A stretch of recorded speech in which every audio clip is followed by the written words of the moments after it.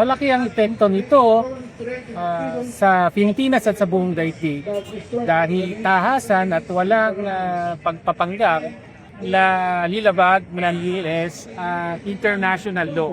Malinaw sa UN Charter, kung pinaka-basis ng UN Charter, kailangan may respeto sa soberanya ng lahat ng bansa, malaki man, maliit. Talagang walang respeto, sinalakay, kinasok, tapos nilakit pa yung kanilang head of state at asawa niya.